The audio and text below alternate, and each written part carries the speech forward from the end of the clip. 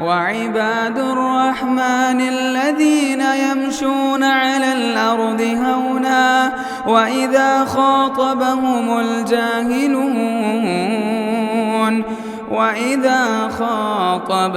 الجاهلون قالوا سلاما. السلام علیکم ورحمۃ اللہ وبرکاتہ. الحمد للہ رب العالمین والصلاة والسلام على سید الانبیاء والمرسلین نبینا محمد وعلى آلہ وصحبہ اجمعین. اما بعد، یقول اللہ سبحانہ وتعالی لقد كان لكم في رسول اللہ اسوة حسنہ. صحیح بخاری شریف کی روایت مبارکہ ہے. حضرت عائشہ رضی اللہ عنہا فرماتی ہیں کہ نبی صلی اللہ علیہ وسلم پر جب وحی کی شروعات ہوئی تو آپ علیہ الصلاۃ والسلام کو پہلے سچے خواب دکھائے گئے. ہوتا ایسے تھا کہ رات میں آپ چیزیں دیکھتے اور دن میں سورج کی طرح وہ چیزیں نظر آ جاتی. پھر اللہ تبارک و تعالیٰ نے آپ کے دل میں خلوت کو ڈال دیا، لہذا آپ لوگوں سے جدا ہو کر عبادت کو انجام دینے لگے. اور آپ علیہ الصلاۃ والسلام غار حرا چلے جاتے جو مکہ سے تقریباً 4 کلومیٹر کے فاصلے پر موجود ہے. اور حضرت خدیجہ بنت خویلد رضی اللہ عنہا آپ علیہ الصلاۃ والسلام کے لیے کھانے پینے کا سامان طے کر دیتی. جتنے دن تک وہ سامان ہوتا آپ وہاں موجود ہوتے، پھر آپ علیہ الصلاۃ والسلام لوٹ کر گھر آیا کرتے. حضرت عائشہ کہتی ہیں کہ حسب عادت آپ غار حرا میں موجود تھی. اچانک حضرت جبرائیل علیہ الصلاۃ والسلام آپ کے پاس آئے. اللہ کے نبی علیہ الصلاۃ والسلام گھبرا گئے. آپ علیہ الصلاۃ والسلام کو حضرت جبرائیل نے پکڑا اور زور سے دبایا. اتنا زور سے دبایا کہ اللہ کے نبی صلی اللہ علیہ وسلم کی سانس اکھڑنے لگی. پھر حضرت جبرائیل نے آپ کو چھوڑا اور کہا اقرا، کہ آپ پڑھیے. تو اللہ کے نبی صلی اللہ علیہ وسلم نے کہا ما انا بقاری، کہ میں پڑھنا لکھنا نہیں جانتا ہوں. حضرت جبرائیل نے دوبارہ پکڑا اور اسی سختی اور زور سے اللہ کے نبی کو دبایا یہاں تک کہ آپ کی سانس اکھڑنے لگی. پھر آپ سے کہا گیا اقرا، کہ آپ پڑھیے. آپ نے دوبارہ وہی جواب دیا. تیسری مرتبہ حضرت جبرائیل علیہ الصلاۃ والسلام نے آپ کو پکڑا اور زور سے دبایا. آخری بار پھر کہا اقرا بسم ربک الذی خلق، کہ اے نبی آپ پڑھیے، اس رب کے نام سے پڑھیے جس نے آپ کو پیدا کیا، جس نے انسان کو خون کے لوتھڑے سے پیدا کیا. آپ پڑھیے، بے شک آپ کا رب بڑا اکرم ہے. یہ آیتیں نبی صلی اللہ علیہ وسلم پر پہلی وحی کی شکل میں نازل ہوئی. حضرت جبرائیل علیہ الصلاۃ والسلام یہ پڑھا کر نکل جاتے ہیں. اللہ کے نبی صلی اللہ علیہ وسلم وہاں سے فوراً نکلتے ہیں اور نکل کر اس 4 کلومیٹر کے فاصلے کو طے کر کے سیدھے گھر میں داخل ہوتے ہیں. حضرت خدیجہ بنت خویلد رضی اللہ عنہا سے کہتے ہیں زمیلونی زمیلونی، کہ مجھے چادر اڑاؤ، مجھے چادر اڑاؤ. حضرت خدیجہ فوراً آپ کی بات مان کر آپ کو چادر اڑاتی ہیں. نبی صلی اللہ علیہ وسلم کہتے ہیں کہ مجھے میری جان کا خطرہ محسوس ہوتا ہے. اللہ کے نبی صلی اللہ علیہ وسلم کو حضرت خدیجہ رضی اللہ عنہا تسلی دیتے ہوئے کہتی ہیں کہ خدا کی قسم اے اللہ کے نبی صلی اللہ علیہ وسلم، اللہ کبھی آپ کو رسوا نہیں کرے گا، کیونکہ آپ صلہ رحمی کو جوڑتے ہیں، آپ دوسروں کے بوجھ کو اٹھاتے ہیں، آپ مہمان نواز ہیں، دوسروں کی مصیبت میں مدد کرنے والے ہیں. اتنا معاملہ ہوا، حضرت خدیجہ رضی اللہ عنہا آپ کو لے کر حضرت ورقہ بن نوفل کے پاس گئی اور جا کر سارا ماجرا سنایا. تو ورقہ بن نوفل نے پوچھا کہ بتاؤ کہ تم نے کیا دیکھا. اللہ کے نبی نے ساری بات دوبارہ بتائی. تو ورقہ بن نوفل نے کہا کہ یہ تو وہی فرشتہ ہے جو حضرت موسیٰ علیہ الصلاۃ والسلام کے پاس آیا کرتا تھا. ورقہ بن نوفل نے کہا کہ اگر اللہ نے مجھے زندگی بخشی تو جب آپ کی قوم آپ کو مکہ سے نکال دے گی میں آپ کا ضرور ساتھ دوں گا. تو اللہ کے نبی نے کہا کیا مجھے مکہ والے نکال دیں گے؟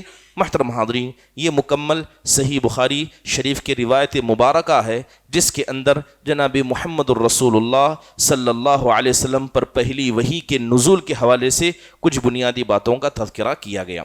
اب نبی صلی اللہ علیہ وسلم کی اس حدیث مبارکہ سے کچھ بنیادی باتیں ہمارے سمجھ میں آتی ہیں۔ پہلی بات یہ سمجھ میں آتی ہے کہ وحی جو اللہ کے نبی صلی اللہ علیہ وسلم پر اتری تھی یہ ایک معجزہ تھا۔ وحی ہر کسی انسان پر نہیں اترتی ہے۔ یہ بات کہنی اس لیے ضروری ہے کیونکہ آپ دیکھیں گے کہ پڑھا لکھا ایک ایسا طبقہ ہے جو نبی صلی اللہ علیہ وسلم کی وحی پر سوال اٹھاتا ہے اور کہتا ہے کہ حقیقت میں وحی یہ آسمان سے نہیں اتری تھی بلکہ اللہ کے نبی نے اپنے نفس سے جو گفتگو کی، آپ کے دل میں جو الہام آیا، یہی حقیقت میں وحی تھی۔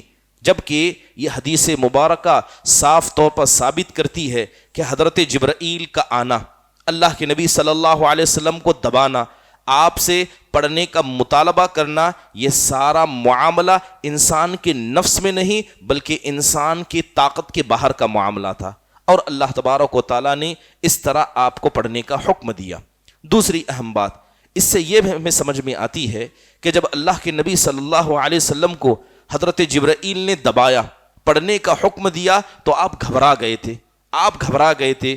تو علماء نے اس سے یہ مسئلہ مستنبط کیا کہ وحی کے بوجھ کو اٹھانا آپ کا شوق نہیں تھا، آپ نے بطور شوق اس کام کو نہیں کیا بلکہ آپ گھبرائے ہوئے تھے اور اس بوجھ سے آپ ڈر گئے تھے۔ اس لیے اللہ تبارک و تعالیٰ نے قرآن میں دوسری جگہ کہا ما کنت تدری مل کتاب، اے نبی جب ہم نے آپ کی طرف وحی کی آپ کو نہیں پتا تھا کہ یہ کتاب کیا ہے، یہ ایمان کیا ہے، آپ نہیں جانتے تھے۔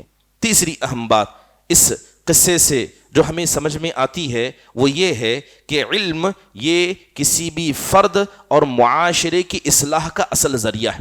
جب تک انسان دینی علم کو نہیں حاصل کرتا، نہ کسی فرد کی کسی بھی مسئلے میں اصلاح ہو سکتی ہے، نہ معاشرے کی اصلاح ہو سکتی ہے۔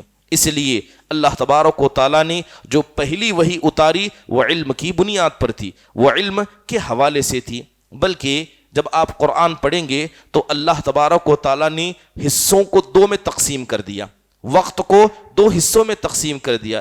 ایک وقت وہ جو اسلام کے آنے کے بعد کا ہے اور ایک وقت وہ جو اسلام سے آنے کے پہلے کا تھا۔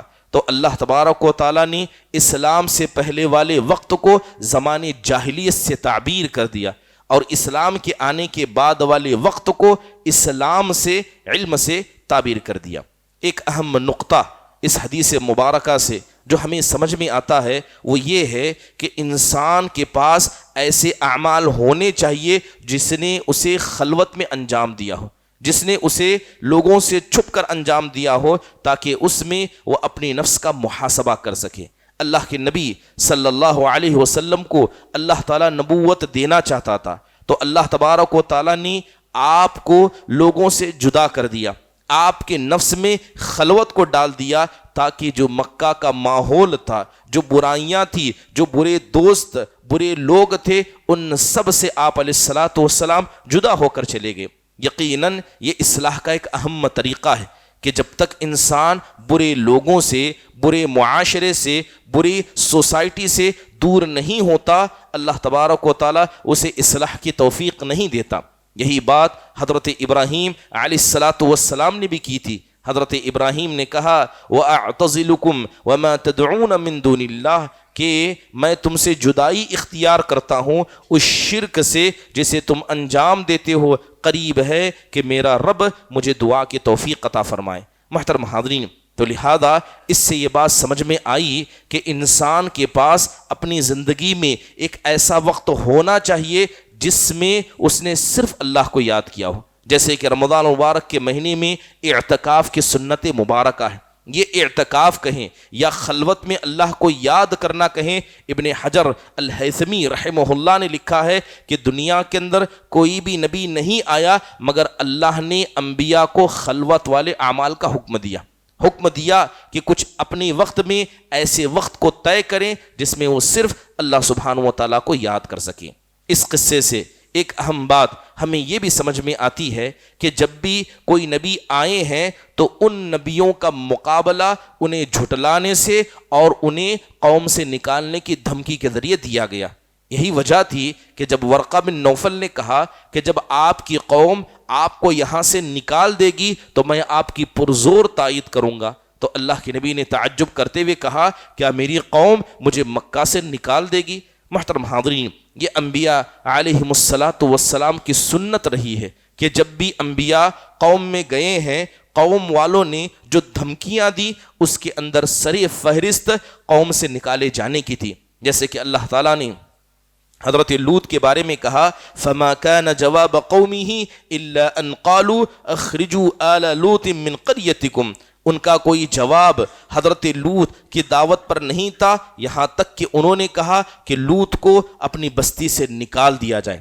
حضرت شعیب کے بارے میں کہا لنخرجنک یا شعیب والذین آمنوا معک من قریتنا، کہا کہ شعیب ہم آپ کو اور آپ پر ایمان لانے والوں کو یہاں اس قریے سے نکال باہر کر دیں گے۔ تو پتہ یہ چلا کہ انبیاء علیہم السلام کی سنت رہی ہے، اللہ کے نبی صلی اللہ علیہ وسلم کو نکالا گیا، حضرت ابراہیم کو اپنی بستی سے نکالا گیا، حضرت موسیٰ کو نکلنے پر مجبور کیا گیا، حضرت نوح نے اپنے لیے راستہ اختیار کیا، یہاں تک کہ حضرت عیسیٰ علیہ السلام کے ساتھ بھی ایسا ہوا۔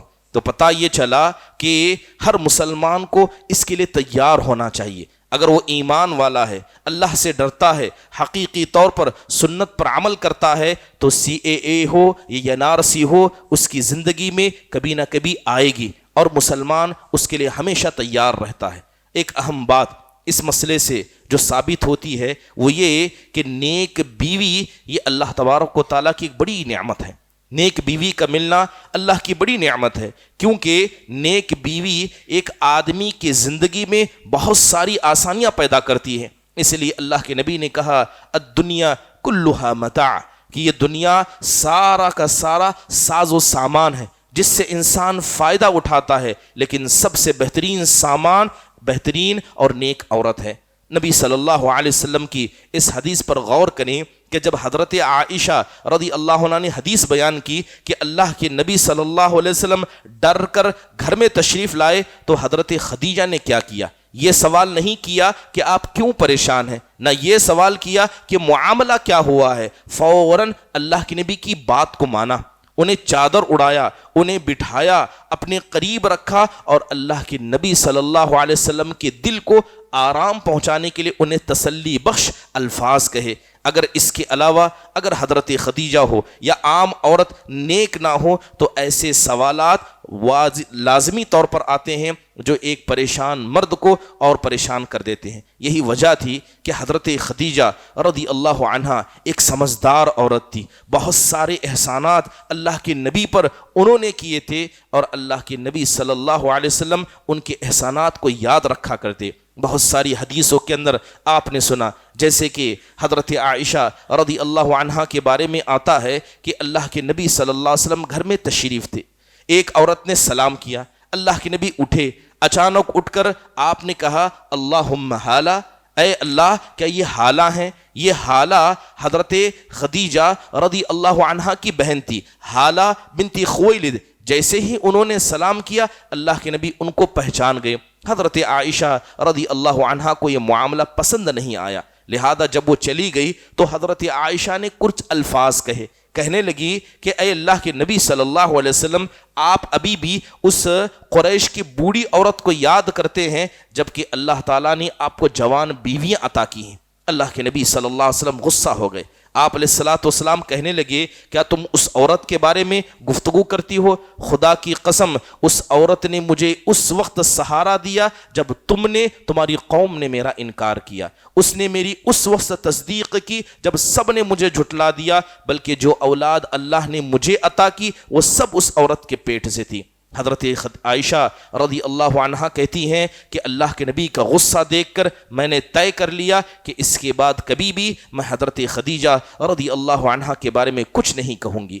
یہی وہ حضرت خدیجہ رضی اللہ عنہا تھی، گھر کے اندر تشریف فرماتی، حضرت جبرائیل آئے اور آ کر کہتے ہیں ہذہ خدیجہ اقرع السلام من ربیہا، حضرت جبرائیل کہتے ہیں کہ یہ خدیجہ آ رہی ہیں، اے نبی اللہ کی طرف سے ان کو سلامتی پہنچائیے، اللہ کی طرف سے یہ سلام ان کے لیے ہے، اور جنت میں ایک ایسی گھر کی خوشخبری بھی ان کو سنائیے جو گھر ہیرے اور موتی سے بنایا گیا ہوگا۔ محترم حاضرین، تو یقیناً نیک بیویاں یہ آدمی کے معاملات میں بہت ساری آسانی پیدا کرتی ہیں۔ ایک اہم بات یہاں پر ہمیں یہ بھی سمجھ میں آتی ہے کہ جو بھی آدمی دین کا کام کرنا چاہتا ہے، دعوت کا جذبہ رکھنا چاہتا ہے، اخلاق کا ہونا اس کے لیے بڑا ضروری ہے۔ اگر انسان زبان کا سچا ہے، اگر انسان مخلص ہے، دعوت میں منہج سلف پر بھی ہے، لیکن اخلاق سے خالی ہے، تو لوگ اس سے اور اس کی دعوت سے ضرور دور بھاگیں گے۔